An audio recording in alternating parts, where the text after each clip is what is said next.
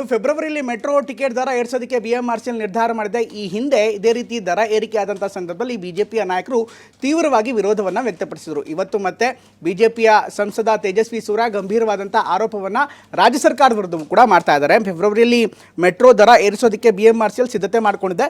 ಈ ಬೆಳವಣಿಗೆಗೆ ವಿರೋಧ ವ್ಯಕ್ತಪಡಿಸಿರುವಂಥ ಸಂಸದ ತೇಜಸ್ವಿ ಸೂರ್ಯ ಕೇಂದ್ರ ಸಚಿವ ಮನೋಹರ್ ಲಾಲ್ ಖಟ್ಟರ್, CM ಸಿದ್ದರಾಮಯ್ಯ ಹಾಗೂ DCM DK ಶಿವಕುಮಾರ್ಗೆ ಪತ್ರವನ್ನು ಬರೆದಿದ್ದಾರೆ. ಇವತ್ತು ಮೆಟ್ರೋ ದರ ಏರಿಕೆ ವಿಚಾರವಾಗಿ ಪ್ರತಿಕ್ರಿಯೆಯನ್ನು ಕೂಡ ಕೊಟ್ಟಿದ್ದಾರೆ. ರಾಜ್ಯ ಸರ್ಕಾರ ಹಾಗೂ BMRCL ಜನರನ್ನು ಸುಲಿಗೆ ಮಾಡ್ತಾ ಇದೆ. CM DCMಗೆ ಹೇಳ್ತೀನಿ, ಕೇಂದ್ರ ಹಾಗೂ ರಾಜ್ಯ ಸರ್ಕಾರದ ಎದುರು ಕೂಡ ನಾವು ಮಾತಾಡ್ತೀವಿ. ಹೀಗಾಗಿ ರಾಜಕೀಯ ಮಾಡದೆ ಜನಪರವಾಗಿ ನಾವು ಕೆಲಸ ಮಾಡಬೇಕು ಅನ್ನುವಂಥ ಮಾತನ್ನು ತೇಜಸ್ವಿ ಸೂರ್ಯ ಹೇಳಿದ್ದಾರೆ. ಮುಖ್ಯಮಂತ್ರಿಗಳಿಗೆ ತಿರ್ಗಾ ಫೆಬ್ರವರಿಯಲ್ಲಿ ಫೇರ್ ಫಿಕ್ಸೇಷನ್ ಕಮಿಟಿ ಹೇಳಿದೆ, ಅದಕ್ಕೋಸ್ಕರ ನಾವು ಇನ್ನೂ 5% ಮೆಟ್ರೋ ದರವನ್ನು ಜಾಸ್ತಿ ಮಾಡ್ತೀವಿ ಅಂತ BMRCL ಹೊರಟಿದೆ.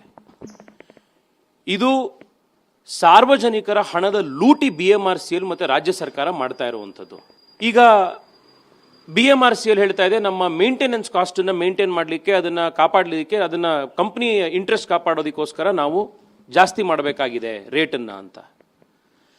ಮೆಟ್ರೋ ಇರೋವಂಥದ್ದು ಕಂಪನಿಗೆ ಪ್ರಾಫಿಟ್ ಮಾಡ್ಕೊಂಡು ನಡೆಸೋದಕ್ಕೋಸ್ಕರ ಅಷ್ಟೇ ಅಲ್ಲ, ಸಾಮಾನ್ಯ ಜನ ಯಾರಿದ್ದಾರೆ ಅವರಿಗೆ ನಗರ ಪ್ರದೇಶದಲ್ಲಿ ಓಡಾಡ್ಲಿಕ್ಕೆ ಸಹಾಯ ಆಗಲಿ ಅನ್ನೋದಕ್ಕೋಸ್ಕರ ಮೆಟ್ರೋ ಮಾಡಿರುವಂಥದ್ದು. ಮುಖ್ಯಮಂತ್ರಿಗಳಿಗೆ, ಉಪಮುಖ್ಯಮಂತ್ರಿಗಳಿಗೆ ತಿರ್ಗಾ ಇದಕ್ಕೆ ಇನ್ನೊಂದ್ಸತಿ ಇದು ರಾಜ್ಯ ಸರ್ಕಾರ ಕೇಂದ್ರ ಸರ್ಕಾರ ಅನ್ನುವಂಥ ರಾಜಕಾರಣ ಮಾಡೋದನ್ನ ಬಿಟ್ಟು, ಬೆಂಗಳೂರಲ್ಲಿ ದಿನಕ್ಕೆ 15 ಲಕ್ಷ ಜನ ಮೆಟ್ರೋದಲ್ಲಿ ಓಡಾಡ್ತಾರೆ, 10 ಲಕ್ಷ ಜನ ಪ್ರತಿನಿತ್ಯ ಓಡಾಡುವಂಥ ಪ್ರಯಾಣಿಕರಿದ್ದಾರೆ.